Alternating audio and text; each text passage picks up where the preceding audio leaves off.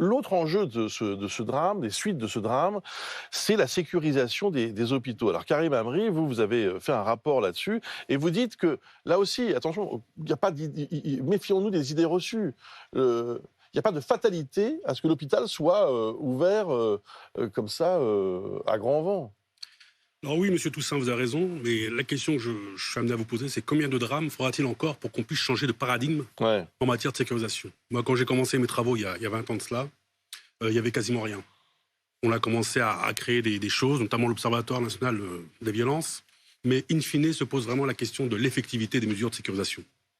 Aujourd'hui, on oppose toujours, et M. Neumann l'a rappelé à l'instant, les questions, à l'époque, pour la voiture, pour les questions de sécurité de voiture, les questions de liberté avec des mesures de contrôle et de prévention, type ceinture de sécurité. Et on voit bien que ces mesures ont eu un impact positif dans la lutte contre l'insécurité routière. Et bien pour les hôpitaux, c'est un peu la même chose. On nous oppose toujours que l'hôpital doit rester ouvert, qu'on peut y rentrer par n'importe quel pan, par l'administration, par le secteur logistique, par les urgences, par les réanimations, etc. Parce qu'il y a des vidéos qui circulent en ce moment sur TikTok où on voit des gens rentrer dans les services dits critiques. Donc quand j'entends M. le ministre nous dire non, je vous dis, il faut voir, il y a des hôpitaux. D'ailleurs, les témoignages de ce matin l'ont rappelé. Les personnels disent on rentre dans l'hôpital comme on veut. Donc la question du contrôle d'accès aujourd'hui est une question fondamentale. La question... Mais est-ce que ça ne doit pas être... Pardon, mais est-ce que l'hôpital ne doit pas être par définition un lieu facile d'accès ? C'est-à-dire qu'il faut arriver vite, pour plein de raisons qui paraissent évidentes d'ailleurs. Alors, il faut replacer les choses de façon, on va dire, tranquille et sereine. Il y a les urgences, qui sont effectivement la voie, on va dire, principale, royale, historique, qui permet cet accès que vous décrivez, M. Toussaint. Et ensuite, il y a les soins qu'on prodigue dans le cadre d'une programmation, dans le cadre de constatation, etc. Là, aujourd'hui, rien n'empêche aujourd'hui les hôpitaux à faire comme certaines cliniques d'ailleurs, à mettre en place des invitations, des convocations à des consultations, puis assurer un contrôle à l'entrée pour pouvoir effectivement gérer les flux de patients. Donc moi je pense que le contrôle d'accès n'est pas antinomique avec liberté d'accès.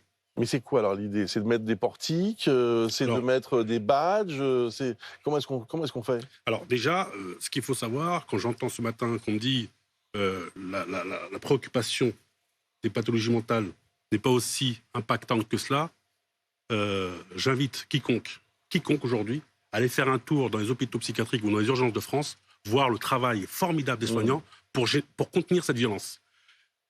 20% de la population française, 20%, soit à peu près 12 millions, sera atteint de pathologies mentales. Alors mon dispositif psy, c'est 300 000 personnes, il faudrait encore accélérer et inciter les psychologues, effectivement, par des mesures effectivement financières intéressantes, de pouvoir participer à ce dispositif.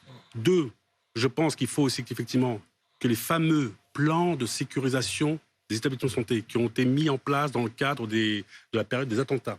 Vous savez qu'on a eu beaucoup de chance.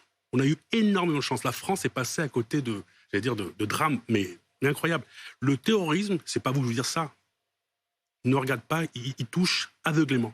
On l'a vu avec l'école juive de Toulouse. On l'a vu avec le bombardement en Ukraine, la maternité. Donc tout ça pour vous dire que les hôpitaux doivent sortir de cette logique-là de dire que ce sont des lieux sanctuarisés où il n'y aurait pas de violence. Faux.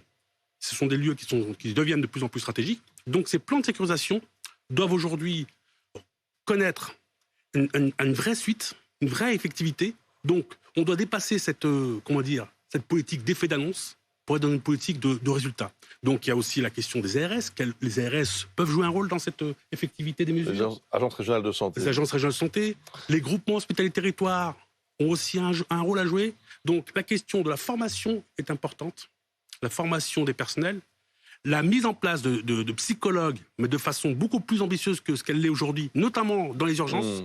Il manque du temps de psychiatres. 30% de psychiatres sont aujourd'hui vacants. Donc ce qui veut dire qu'aujourd'hui, si on voulait effectivement avoir une réponse, il faudrait agir autant sur les moyens que sur la formation, mais également sur des mesures techniques telles que vous le rappelez.